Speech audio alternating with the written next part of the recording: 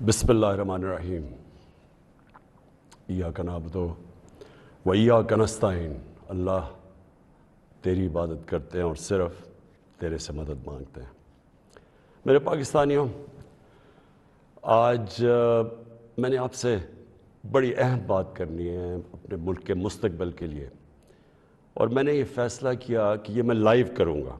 یہ ریکارڈڈ نہیں ہے، یہ آپ کے پاس لائیو جائے گی بات، اور اس کی وجہ یہ ہے کہ پاکستان ایک اس انگریزی میں کہتے ہیں ڈیفائننگ مومنٹ پہ ہے، ایک فیصلہ کن وقت پہ ہے کہ ہم نے دو راستے ہمارے سامنے ہیں، ہم نے کون سا راستہ لینا ہے۔ لیکن میں چاہتا ہوں کہ اس سے پہلے یہ میں جو اپنی آپ سے دل کی آج باتیں کروں گا، اس سے پہلے میں صرف اپنی قوم کو بتانا چاہتا ہوں کہ میری طرح کا آدمی پولیٹکس میں آیا کیوں؟ کیونکہ آپ اگر پولیٹیشنز کی زندگی دیکھیں تو ان کو کسی کو بھی کوئی پولیٹکس سے پہلے نہیں جانتا تھا۔ ان کی کوئی بڑے کم ایسے لوگ ہیں جنہوں نے زندگی میں کوئی چیز اچیو بھی کیا ہو۔ قائد اعظم محمد علی جناح بہت بڑے پولیٹیشن تھے، لیکن انہوں نے وہ ایسے تھے کہ سارے ہندوستان کے اندر وہ سب سے بڑے وکیل سمجھے جاتے تھے۔ تو ایک وہ یعنی ان کی حیثیت تھی پولیٹکس پہ آنے سے پہلے۔ لیکن اب زیادہ تر لوگوں کو دیکھیں تو پولیٹکس میں تو سے پہلے کوئی ان کا نام بھی نہیں جانتا تھا۔ تو میں تو وہ ایک خوش قسمت انسان اللہ کا خاص شکر ادا کرتا ہوں کہ مجھے تو اس نے سب کچھ دے دیا تھا۔ یعنی کوئی بھی شاید ہی کسی کو اتنی شہرت ملے، جتنا میری زندگی میں ضرورت تھی اتنا پیسہ میرے پاس تھا، سب کچھ تھا میرے پاس۔ یعنی آج بھی مجھے کوئی کسی چیز کی ضرورت نہیں ہے، اللہ مجھے سب کچھ دے بیٹھا ہے اور میں اس کا بڑا شکر گزار ہوں۔ دیکھیں، میں پاکستان کی پہلی جنریشن تھا۔ ہم وہ جنریشن تھے جو پہلے آزاد پاکستان میں پیدا ہوئے تھے۔ پاکستان میرے سے صرف 5 سال بڑا ہے۔ تو میرے ماں باپ جو تھے، میں بار بار لوگوں کو بتاتا ہوں، وہ ایک غلامی کے دور میں پیدا ہوئے تھے، وہ انگریز کے دور میں پیدا ہوئے تھے۔ اور میں جب تک بڑا ہوتا رہا، کیونکہ انہوں نے پاکستان موومنٹ میں شرکت کی تھی، وہ مجھے ہمیشہ یہ احساس دلواتے تھے کہ تم بڑے خوش قسمت ہو، آزاد ملک میں پیدا ہوئے ہو۔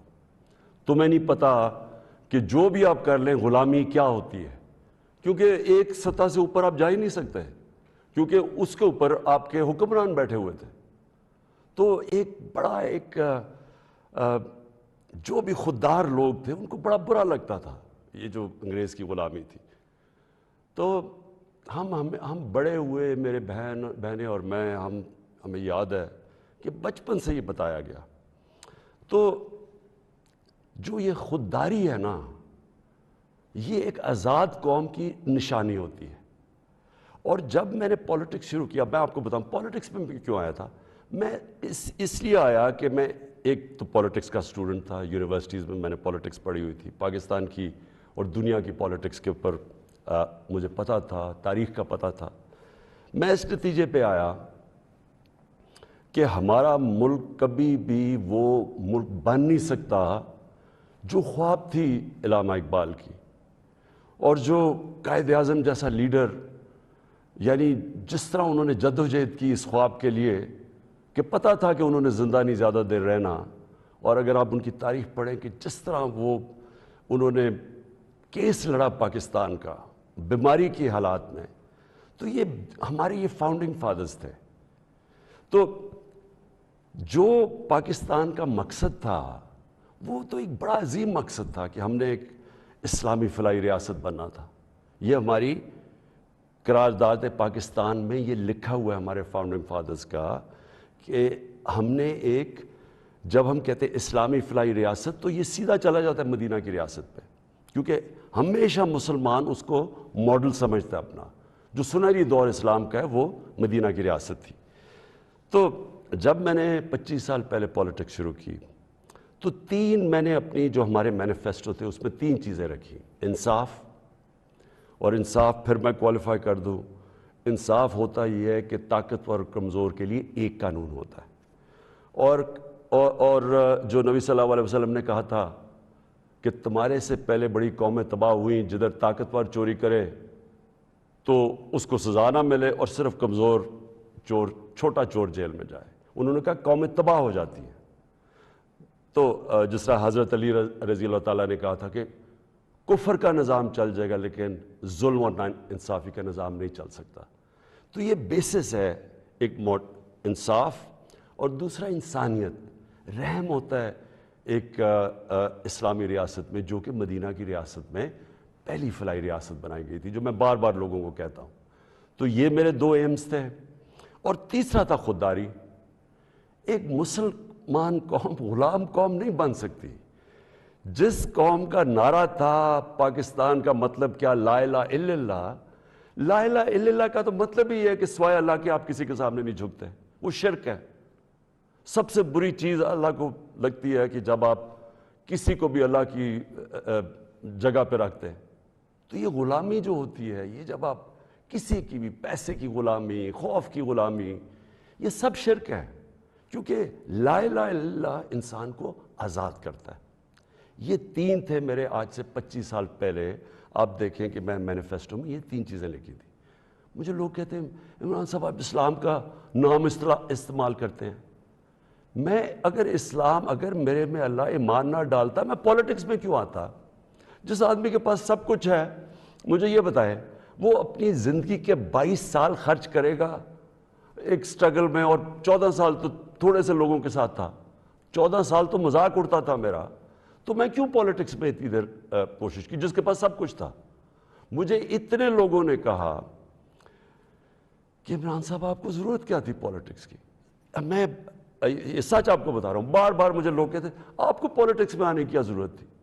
یعنی صرف آپ کو ضرورت ہی ہو تو آپ پولیٹکس میں آئیں، آپ کوئی نظریے کے لیے نہ آئیں، کوئی آپ کی بڑی ایمبیشن نہ ہو۔ ایک میں اپنے سارے جو، اور خاص طور پہ میں چاہتا ہوں میرے جو نوجوان ہیں وہ آج میرا بڑا غور سے سنے جو میں نے آپ سے بات کرنی ہے۔ دیکھیں، ایک مولانا رومی کی ایک سینگ ہے۔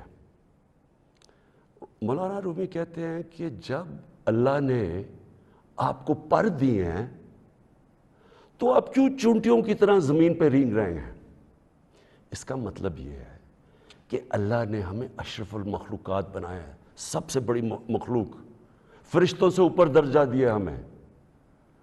فرشتوں کو کا انسان کے سامنے جھکو، اور شیطان کو اس لیے نکالا گیا، وہ عبادت بڑی کرتا تھا، اس نے ان کا حکم نہیں مانا، اس میں تکبر تھا، اس نے کہا میں نہیں جھکتا۔ اللہ نے ہمیں پر دیے ہیں۔ مسئلہ ہمارا یہ ہے کہ ہم، کیونکہ ہمارے میں ایمان کی کمی ہوتی ہے، کیونکہ ہم اور خداؤں کی پوجا کرتے ہیں، جو سب سے بڑا جو شرک ہے وہ پیسے کی پوجا کرتے ہیں، خوف کی پوجا کی، جو وہ بڑی سپر پاور ہے، اور اگر ہم نے یہ نہ کیا تو ہم تباہ ہو جائیں گے۔ یہ خوف کا بت ہے۔ ہم انسان چونٹیوں کی طرح رینگتا رہتا ہے۔ تو پاکستان، میں نے اس کی اونچ نیچ دیکھی ہے۔ ہم نے شروع میں، ہم چھوٹے تھے، ہمیں یاد ہے جب پاکستان ایک تیزی سے اوپر جا رہا تھا، ہماری مثالیں دی جاتی تھیں۔ میں جب سکول میں تھا پاکستان کی مثال دی جاتی تھی، یہ ساؤتھ کوریا پاکستان آیا تھا سیکھنے کے لیے کہ کیسے آگے بڑھا ہے۔ ملیشیا کے شہزادے میرے ساتھ سکول میں پڑھتے تھے، یہاں سیکھنے آتے تھے۔ سارا مڈل ایسٹ سے لوگ یہاں پاکستان کی یونیورسٹیز میں آتے تھے۔ ہم اوپر جا رہے تھے، ہمارا ماڈل لوگ دیکھتے تھے، مثال دی جاتی تھی۔ میں نے اس کو نیچے آتے دیکھا، اور میں نے اس کو ذلیل ہوتے دیکھا اپنے ملک کو، اور میں اس کے اوپر ابھی آتا ہوں کیونکہ جو میرے والد تھے، مجھے یاد ہے اپنے آخری دنوں میں جو ہمارے پر یہ وار آن ٹیرر کے اندر جس طرح کی پاکستانیوں کو ذلت ملی،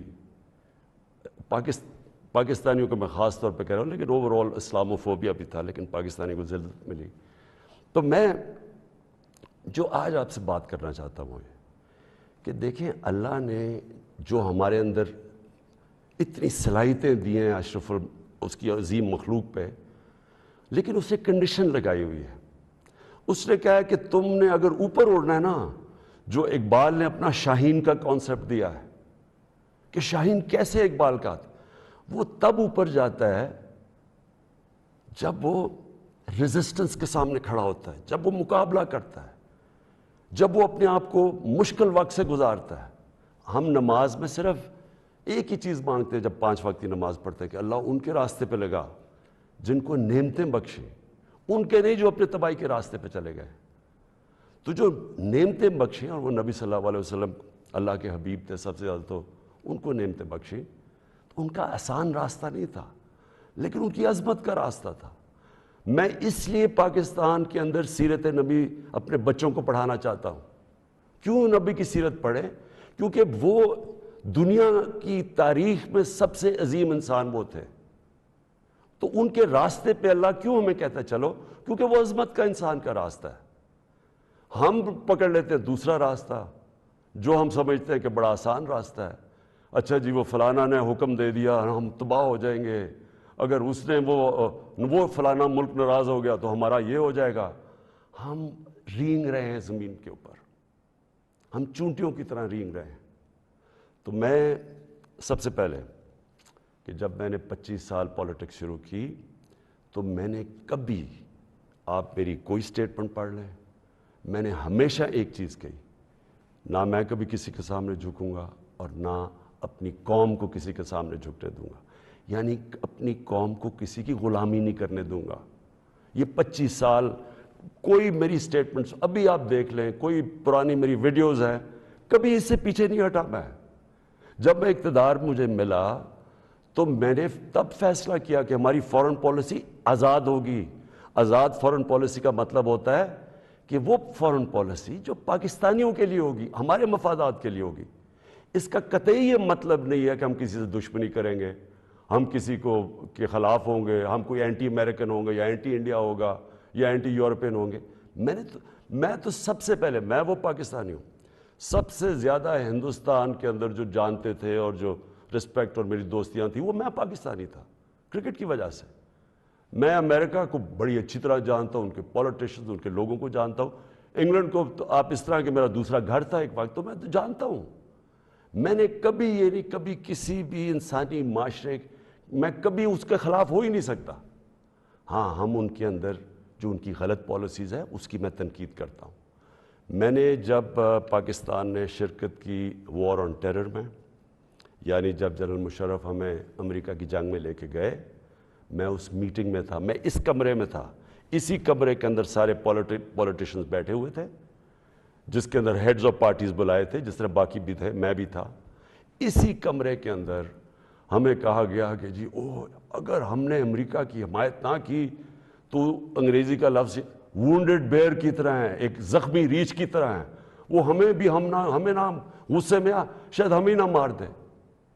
اور مجھے یاد ہے میں نے بار بار میڈیا پہ، پارلیمنٹ میں، ہر جگہ میں نے کہا کہ ہمارا اس جنگ سے کوئی لینا دینا نہیں تھا، 9/11 میں کوئی پاکستانی ملوث نہیں تھا۔ ہمیں کیا ضرورت ہے کہ ہم اپنے ملک کو کسی کی جنگ میں لے جائیں؟ ہاں، ہم ان کی مدد کریں، اگر ان کے ملک میں دہشت گردی ہوئی ہے، ہم دہشت گردی کے خلاف ہیں، ہمیں ان کی مدد کرنی چاہیے۔ لیکن کیا اس کا مطلب یہ ہے کہ ہم پاکستانیوں کو قربان کر دیں کسی کی جنگ میں؟ اور پھر ہم نے غلطی کیا کی؟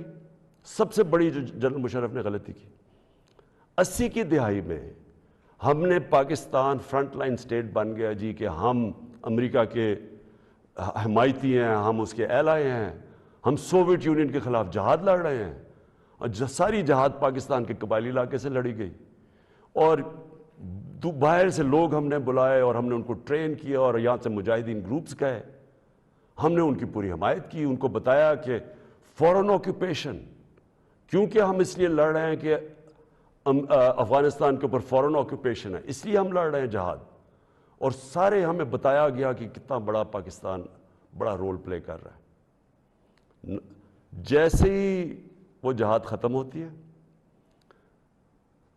سوویت یونین ہارتا ہے، امریکہ یہاں سے چلا جاتا ہے، سوویت یونین ادھر چلا جاتا ہے، اور 2 سال کے بعد وہی امریکہ جو ہمارا دوست تھا، جس کے لیے جو ہم اکٹھے جنگ لڑ رہے تھے، وہ ہمارے اوپر سینکشن لگا دیتا ہے، پریسلر سینکشنز۔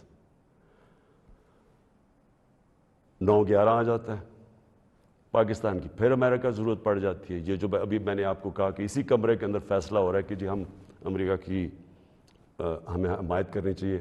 ہم نے کہا کہ ہاں ٹھیک ہے, حمایت یہاں تک ٹھیک ہے کہ ہم سارے دہشت گردی کے خلاف ہیں, ان کے خلاف ایکشن لیں, لیکن جو حمایت ہم نے کی,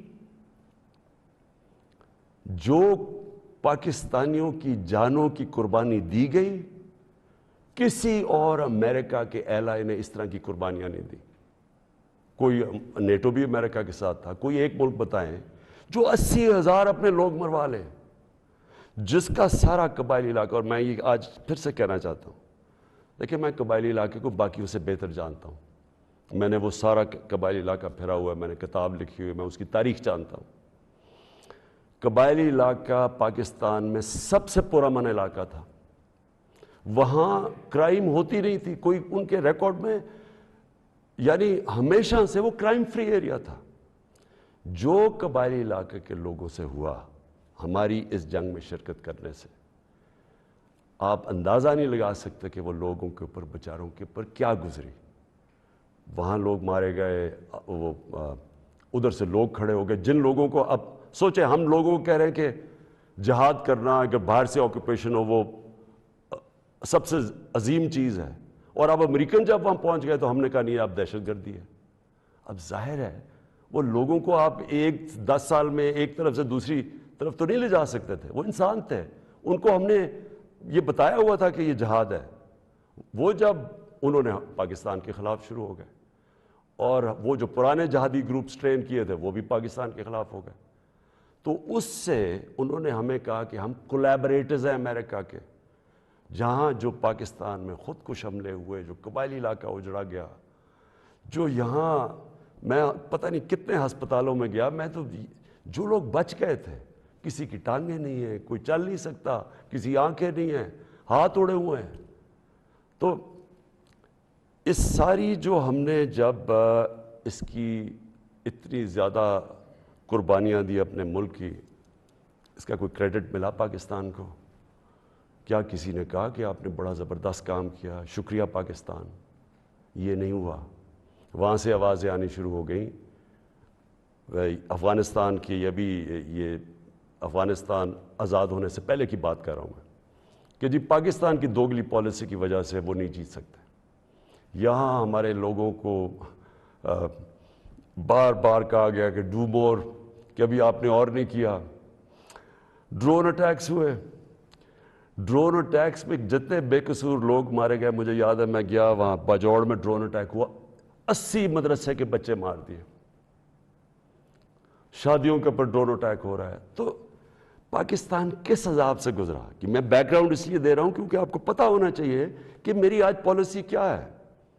کیا جو تنقید ہو رہی ہے کہ جی عمران خان, یہ جو ہمیں ڈاکیومنٹ ملی ہے, پہلے میں بیک گراؤنڈ آپ کو بتا دوں کہ یہ سارے وقت میں اس کی مخالفت کرتا رہا. آپ مجھے طالبان خان انہوں نے کہا, جب میں یہ کہتا تھا کہ یہ پاکستان کی جنگ نہیں ہے اور یہ جو ہو رہا ہے یہ ظلم ہو رہا ہے, یہ جو ڈرون اٹیکس کے خلاف میں نے مظاہرے کیے, واحد پولیٹیشین تھا, میں نے دھرنے دیے ڈرون اٹیکس کے خلاف, میں نے وزیرستان مارچ کی, باہر سے ہیومن رائٹس امریکہ سے آرگنائزیشن آئی, انہوں نے میرے ساتھ حمایت کی. ایک کلائیو اسٹیٹٹ اسمتھ تھا وکیل, اس نے میرے ساتھ آ کے یہ حمایت کی کہ یہ اتنا بڑا ظلم ہے. کوئی ہمارے سینئر پولیٹیشین لیڈرز نے کوئی بات نہیں کی, ڈرے ہوئے ہیں, خوف زدہ, کہ امریکہ نہ ناراض ہو جائے. کون سے قانون میں یہ لکھا ہوا ہے کہ آپ کا اپنا, جس کے لیے آپ جنگ لڑ رہے ہیں, وہی آپ کے ملک میں آئے, ڈرون اٹیک کرے, جج جوری ایکسیکیوشنر, یعنی وہی فیصلہ کرے کون دہشت گرد ہے, اس کو مار دے, کوئی پتہ نہ تحقیق ہو کہ جی کوئی بے قصور آدمی تھا یا واقعی دہشت گرد تھا. ہماری حکومتوں نے پوری طرح اس جرم میں شرکت کی, اور جو وہاں کے جن کے رشتہ دار مرتے تھے, جن کے کوئی بے قصور لوگ, عورتیں, بیوی, گھر مرتے تھے, وہ ہمارے اوپر پھر حملے کرتے تھے. وہ ہمیں سمجھتے تھے کہ ہم ان کی مدد کر رہے ہیں جو کہ ان کے اوپر ظلم کر رہے ہیں. تو لہٰذا ہر طرف پاکستانیوں نے سفر کیا. تو میں جب حکومت ملی تو میں نے پہلے دن سے یہ کہا کہ پاکستان کی فارن پالیسی پاکستان کے لوگوں کے لیے ہوگی. ہم کوئی ایسی فارن پالیسی نہیں بنائیں گے جو کہ کسی اور کی تو بہتری ہو لیکن ہمارے ملک کو نقصان پہنچے. کہ یہ کسی کے خلاف نہیں تھی, یہ اینٹی امریکن یا اینٹی یورپین, اینٹی انڈین بھی نہیں تھی. انڈیا کے خلاف صرف جب انہوں نے کشمیر کے اوپر انٹرنیشنل قانون توڑا, جب انہوں نے کشمیر کا سٹیٹس لیا 5 اگست 2019 میں, تب میں نے ان کے خلاف بات کی اور ہر فورم پہ کی. لیکن میں نے کوشش اس سے پہلے پوری کی ہندوستان سے دوستی کی. تو میں آج جو آپ کے پاس یہ ساری بات کرنے کے لیے اس لیے آیا ہوں کہ ابھی ہمیں 8 مارچ کو یا اس سے پہلے 7 مارچ کو ہمیں ایک امریکہ نے ایک باہر سے ملک نے, میں نام مطلب میرا کہ کسی اور باہر سے ملک سے ہمیں میسج آتی ہے, اور میں اس لیے آپ کے سامنے یہ میسج کی بات کرنا چاہتا ہوں اور میں اس لیے لائیو بھی کر رہا ہوں کہ یہ ایک کسی آزاد ملک کے لیے جس طرح کی ہمیں میسج آئی ہے, یہ ہے تو پرائم منسٹر کے خلاف ہی صرف, لیکن یہ ہماری قوم کے خلاف ہے. مجھے جو اس سے سب سے زیادہ تکلیف ہے وہ یہ نہیں ہے کہ یہ اس میسج میں واضح یہ لکھا ہوا ہے کہ جناب اگر یہ جو عدم اعتماد, اور ان کو پہلے سے پتہ تھا, ابھی اعتماد یا درج نہیں ہوئی تھی, ان کو پہلے سے پتہ چل گیا کہ عدم اعتماد کی آ رہی ہے پاکستان کے اندر, یہ اپوزیشن رکھنے لگے. تو اس کا مطلب کہ یہ جو ہو رہا تھا یہ پہلے سے ہی ان کے باہر کی لوگوں سے رابطے تھے. اچھا, اس میں پھر مزیدار چیز یہ ہے کہ وہ یہ پاکستان کی قیادت یا پاکستان کی گورنمنٹ کے خلاف نہیں ہے, وہ صرف عمران خان کے لیے. وہ یہ کہتے ہیں کہ ہمیں, اور ایک بہانہ مارتے ہیں کہ ہمیں کیوں غصہ پاکستان پہ, لیکن کہتے ہیں کہ وہ غصہ تب بالکل ٹھیک ہو جائے گا, ہم معاف کر دیں گے پاکستان کو اگر عمران خان یہ عدم اعتماد کی یہ ہار جاتا ہے. یعنی اگر عمران خان چلا جاتا ہے تو پاکستان کو معاف کر دیتے ہیں, لیکن اگر یہ عمران خان کے خلاف فیل ہو جاتی ہے تو پھر پاکستان کو ایک مشکل وقت کا سامنا کرنا پڑے گا. دیکھیں, جو پھر سے میں یہ کہتا ہوں کہ ایک الیکٹڈ پرائم منسٹر کے خلاف کوئی بھی دوسرا ملک یہ اس طرح, اور یہ ریکارڈڈ ہے, یہ میں آپ کو یہ بتا دوں کہ یہ نہیں کہ یہ میں دیکھ رہا ہوں کئی میڈیا کے لوگ اس کو کور کرنے کی کوشش کر رہے ہیں کہ جی نہیں وہ ایسا نہیں تو فلانا نہیں تو وہ پتہ نہیں, یہ نہیں. یہ آفیشیل ڈاکیومنٹ ہے جو گورنمنٹ آف پاکستان کو, ہمارے ریپرزینٹیٹیو امبیسڈر کو نوٹس لے رہے تھے لوگ, جس میں یہ کہا گیا, اور یہ کہا بیسکلی یہ کہا گیا کہ اگر عمران خان رہتا ہے وزیر اعظم تو ہم آپ کے ساتھ ہمارے آپ تعلقات بھی خراب ہو جائیں گے اور آپ کو مشکلوں کا سامنا کرنا پڑے گا. تو میرا سب سے اپنی قوم سے آج یہ سوال ہے کہ کیا یہ ہماری حیثیت ہے, 22 کروڑ کی ہم قوم ہیں, کہ ہمیں ایک کوئی باہر کا ملک, اور کوئی وجہ بھی نہیں بتا رہا, کوئی اس میں کوئی وجہ نہیں, بس یہ کوئی ایک چیز بتا دی کہ جی وہ عمران خان نے اکیلا کو فیصلہ کیا ہے روس جانے کا, حالانکہ جب رشیا جانے کا فیصلہ تھا اس کے اندر ہماری ساری فارن آفس کی پوری مشاورت تھی, ہماری ساری عسکری قیادت کی مشاورت پوری تھی. میں نے بلکہ فارن سیکرٹریز کو اسی کمرے میں بلایا جو پرانے ریٹائرڈ تھے, ان سے ہم مشاورت کر کے گئے. لیکن اس کے اندر لکھا ہوا ہے کہ نہیں, صرف وہ ہمارا ایمبیسڈر ان کو بتا رہا ہے کہ نہیں یہ مشاورت سے, اس نے کہا نہیں یہ صرف عمران خان کی وجہ سے گیا. اور پھر انہوں نے یہ جو باقی لکھا کہ اگر جب تک وہ ہے تو ہمارے تعلقات اچھے نہیں ہو سکتے. اب میرا سوال یہ ہے کہ وہ اصل میں یہ کہہ رہے ہیں کہ یہ جب جائے گا تو جو باقی جو آئیں گے واپس, جو دوسرے عمران خان کی جگہ آئیں گے, ان سے ہمیں کوئی مسئلہ نہیں ہے. تو میں اصل اپنی قوم کے سامنے یہ چیز رکھنا چاہتا ہوں. میرا یہ جو آج آپ سے بات چیت کرنے کا ہے، یہ تو نہیں ہے کہ کوئی باہر سے ایک ملک چلے یہ کہہ دے کہ ہاں جی ہمیں نہیں پسند آپ کی فورن پالیسی. پتہ نہیں کوئی وجہ کیا بتا رہا ہے کہ جی آپ روس چلے گئے. وہ تو اور یورپین لیڈرز بھی روس چلے گئے تھے، لیکن خاص پاکستان کو کہ آپ کیوں چلے گئے ہیں، جس طرح کہ ہم کوئی ان کے نوکر ہیں. لیکن جو اس میں سب سے ڈسٹربنگ چیز کیا ہے کہ ان کے رابطے ان لوگوں سے ہیں جن کے ذریعے یہ ساری سازش ہوئی ہے، جو یہاں بیٹھے ہوئے ہیں. اور یہاں کون بیٹھے ہوئے ہیں؟ 3 اسٹوجز. اسٹوجز کا مطلب ہوتا ہے جو کہ بڑے وفادار غلام ہوتے ہیں. یہ وہ لوگ ہیں. اب یہ ذرا سن لیں کہ یہ چاہ کیا رہے ہیں. یہ چاہ یہ رہے ہیں کہ عمران خان جائے، لیکن اگر یہ آ جائیں واپس، یہ جو ابھی جنہوں نے عدم اعتماد کیا ہوا ہے، تو پھر سب ٹھیک ہو جائے گا. تو سب سے پہلا میرا سوال یہ ہے کہ کیا یہ اپنے ملک کے اندر اجازت دیں گے کسی کو قیادت میں آنے کے لیے جن کے اوپر نیب کے کیسز ہوں، جن کے اوپر اربوں روپے کے کیسز ان کی عدالتوں میں ہوں، وہ جو کہ ایک مجرم ڈکلیئر کر دیا گیا پاکستان کی عدالت نے، جو کہ جھوٹ بول کے بھاگا ہوا ہے. کیا وہ ان لوگوں کو جن کے اوپر باہر ان کے ملکوں میں، باہر کے ملک مضمون لکھے ہوئے ان کی چوری کے اوپر، کرپشن پہ، BBC کی 2 ڈاکیومنٹریز آئی ہوئی ہیں ان کی چوری کے اوپر، کیا اپنے ملک میں اس طرح کے لوگوں کو ایک قیادت پہ آنے دیں گے؟ اور اگر اپنے ملک میں اتنی سی جھوٹ بولنے پہ یہ نکال دیتے ہیں ایک پرائم منسٹر کو، ہیرلڈ میک ملن تھا، جھوٹ بولنے میں اس کو نکال دیا.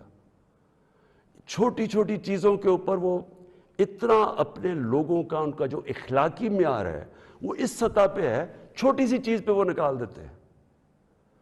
تو ہمارے ملک میں جو کہ نیب میں اربوں روپے کے کیسز ان کے، اور اب نہیں 30 سال سے ان کے اوپر کیسز ہیں.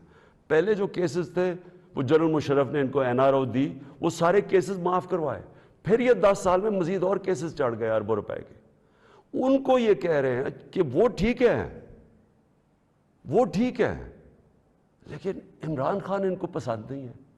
مجھے جو اگلی چیز سمجھ نہیں آ رہی، اور میں یہ اپنی قوم سے پوچھنا چاہتا ہوں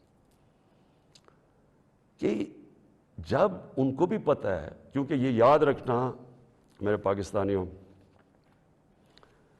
کہ جب ان کی جو انٹیلیجنس ہوتی ہے وہ ساری بیک گراؤنڈ پتہ ہوتا ہے ہر کا. میرا ان کو سب پتہ ہے، ان سارے جتنے بھی پولیٹیکل لیڈرز ان کی سب بیک گراؤنڈ پتہ ہے. ان کو ان کی ایک ایک چیز پتہ ہے کہ ان کے کتنے پیسے ملک کے کس اکاؤنٹس میں پڑے ہوئے ہیں بیرون ملک. ان کو سب پتہ ہے کہ ان کی پراپرٹیز بینامی جو انہوں نے باہر لی ہوئی ہیں بڑی بڑی اربوں اربوں روپے کی، ہر ڈیٹیل ان کے پاس ہے. ایک ہمارا ینگ پولیٹیشین ہے، ایک کتاب ہے رون سوسکن کی دا وے آف دا ورلڈ. اس کتاب میں وہ لکھتا ہے کہ ان کی نیشنل سیکیورٹی جو تھی وہ ٹیپ کر رہی ہے، اس کی والدہ اس کو ٹیلی فون کر کے بینک اکاؤنٹس بتا رہے ہیں، یعنی ادھر تک ان کو پتہ ہے. تو ہمارے یہ جو اب یہ 3 لوگ ان کو جو پسند آ گئے ہیں، ان کی کیا خاصیت ان کو پسند آئی ہے؟ یہ کہ ان جنرل مشرف کے سالوں کے اندر 11 ڈرون اٹیک تھے. ان دونوں کے یہ بلکہ سارے یہ تینوں اکٹھے اقتدار میں تھے. ان کے 10 سال میں اس ملک میں 400 ڈرون اٹیکس ہوئے. ایک دفعہ ان کے منہ سے نہیں نکلا کہ مذمت کرتے ہیں ہم. حامد کرزئی مجھے یاد ہے افغانستان میں جب ان کے ڈرون اٹیک یا وہاں بمباری سے افغانستان کے بے قصور لوگ مرتے تھے، وہ مذمت کرتا تھا. جدھر افغانستان میں فورن فوجیں تھیں، یہاں ہم بیٹھے ہوئے ہیں 400 ڈرون اٹیکس میں ایک دفعہ کسی نے مذمت نہیں کی. اس لیے ان کو یہ سوٹ کرتے ہیں. مولانا فضل الرحمان کی ایک وکی لیکس کیا تھی کہ ایک جس طرح پینما پیپرز کا انکشاف ہوا تھا، یہ ایک انٹرنیشنل انکشاف ہوا تھا، لیک ہو گئے تھے سیکرٹ پیپرز یا ڈاکیومنٹس. تو پینما جو وکی لیکس میں وہ انکشاف ہوتا ہے کہ جو پاکستان کے اندر امریکی ایمبیسڈر تھی این پیٹرسن، اس کو مولانا فضل الرحمان، مولانا نہیں، فضل الرحمان، اس کو فضل الرحمان کہتا ہے کہ مجھے موقع دے دے، میں بھی وہی خدمت کروں گا جو باقی آپ کی خدمت کرتے ہیں. یہ وکی لیکس میں تھا. نواز شریف کا برکا دت کی کتاب میں ہے کہ وہ نیپال کے اندر نریندر مودی سے چھپ چھپ کے مل رہا تھا اپنی فوج سے بچنے کے لیے. ڈان لیکس میں کیا تھا؟ ہندوستان کو میسیجنگ ہو رہی تھی کہ جناب میں فوج کے ساتھ، اگر فوج یہ کریے تو فوج کریے، میں نہیں کر رہا. یہ سوچیں، کبھی آپ سوچ سکتے ہیں کہ میرے آرمی چیف کو، جنرل باجوہ کو کوئی باہر کی قوت کہے کہ جی یہ دہشت گرد ہے، اور میں چپ کر کے بیٹھا رہا ہوں اور وہ میری تعریف کرے اور اس کو برا بھلا کہے. جنرل راحیل شریف کو نریندر مودی دہشت گرد کہہ رہا تھا، دہشت گرد کا چیف، اور نواز شریف سے دوستی تھی اور شادیوں پہ انویٹیشن تھی. یہ ان لوگوں کو یہ چاہتے ہیں. آصف زرداری کا باب وڈورڈ کی کتاب کے اندر ہے کہ ان کے سی آئی اے چیف جب ان سے کہتا ہے، وہ کولیٹرل ڈیمیج کی بات کی، کولیٹرل ڈیمیج کا مطلب کہ جب بم گرتا ہے تو بے قصور لوگ مارے جاتے ہیں، تو اس کو کہتا ہے کہ فکر نہ کریں اگر ڈرون اٹیک میں بے قصور لوگ مارے جاتے ہیں مجھے نہیں فرق پڑتا. یہ پاکستان کا پریزیڈنٹ کہہ رہا ہے دوسروں کو، جس کو تھوڑا سا، اور کتاب میں وہ لکھتا ہے کہ وہ حیرت انگیز حیرت آتی ہے کہ یہ کیسے ملک کا صدر بات کر رہا ہے. اس طرح کے لوگ ان کو پسند ہے. اور شہباز شریف، اس کی سٹیٹمنٹ کہ جی عمران خان نے بڑی غلطی کی ایبسلوٹلی ناٹ کہہ کے، یعنی یہ جو ان کے دور میں ایبسلوٹلی ناٹ کیا تھا، میں نے صرف یہ بات کہی کہ ہم امن میں آپ کے ساتھ ہیں، ہم جنگ میں آپ کے ساتھ نہیں ہیں، ہم کسی کانفلکٹ میں آپ کے ساتھ، لیکن جو بھی آپ امن افغانستان میں کہیں چاہتے ہیں ہم ساتھ ہیں آپ کے. میری پالیسی آپ میں بتاؤں کہ کیونکہ ہم انڈیپینڈنٹ ہیں، یعنی ہم ایک انڈیپینڈنٹ فارن پالیسی چاہتے ہیں، ہماری کریڈیبلٹی ہوتی ہے کہ ہم ثالث کا کردار پلے کر سکتے ہیں. وہ صرف تب ہوتی ہے جب آپ لوگ سمجھیں کہ آزاد ہے آپ کی فارن پالیسی. جب لوگ پہلے سے سمجھتے ہیں کہ جی جدھر سے حکم آئے گا آپ نے وہی کرنا ہے، آپ کو اتنی بھی شرم نہیں ہے کہ آپ کے ملک میں بمباری کر رہا ہے آپ کا دوست اور آپ کے لوگ مرے اور آپ اس کو نہیں کچھ کہہ سکتے، کس نے آپ کی کیا کریڈیبلٹی ہو رہی ہے اور دنیا نے کیا عزت کرنی ہے آپ نے. جب ہم یہ وار آن ٹیرر میں حصہ لے رہے تھے، بیرون ملک پاکستانیوں سے میرا تعلق بہت ہے. کبھی ان سے پوچھے کہ ان کو کس ذلت کا سامنا کرنا پڑا.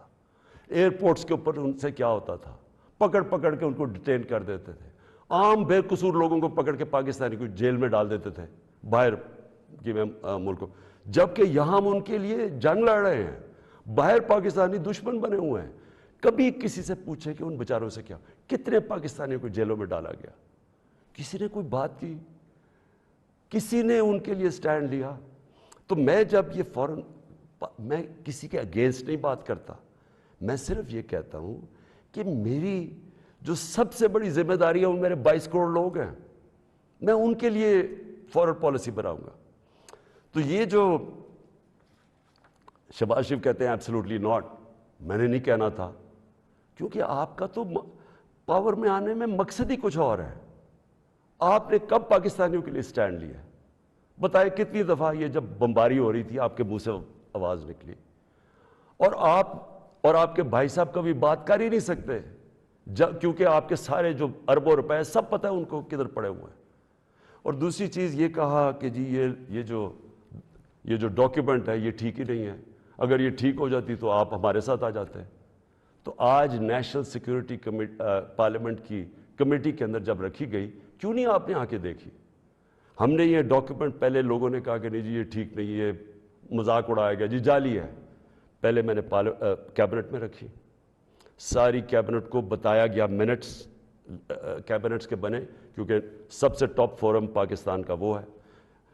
اس کے بعد نیشنل سیکیورٹی کونسل کی میٹنگ کی، میں نے سارے اپنے سروس چیف سب کے سامنے رکھی وہ ڈاکیومنٹ.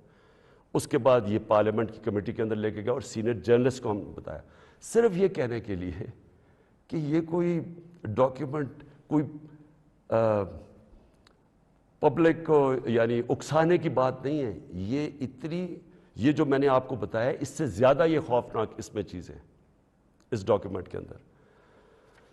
میں اب آخری بات پہ آنے لگا ہوں، اور وہ یہ ہے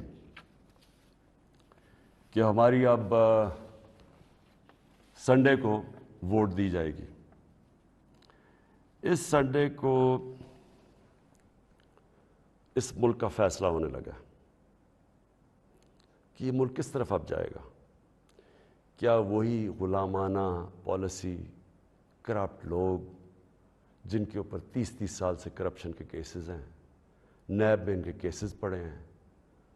بدقسمتی سے کوئی اور ملک ہوتا جس کے اندر یہ انصاف کا نظام زیادہ طاقتور کو قانون کے نیچے لانے جن کی صلاحیت ہے، اور جو بھی خوشحال ملک ہیں دنیا میں، جو بھی جن ملکوں کے اندر غربت نہیں ہے، خوشحالی ہے، جو پروگریس کر چکے ہیں، ترقی یافتہ ملک ہیں، ان سارے ملکوں کی ایک چیز آپ کو کامن ملے گی کہ طاقتور مجرم کو ان کی صلاحیت ہوتی ہے قانون کے نیچے لانے کی.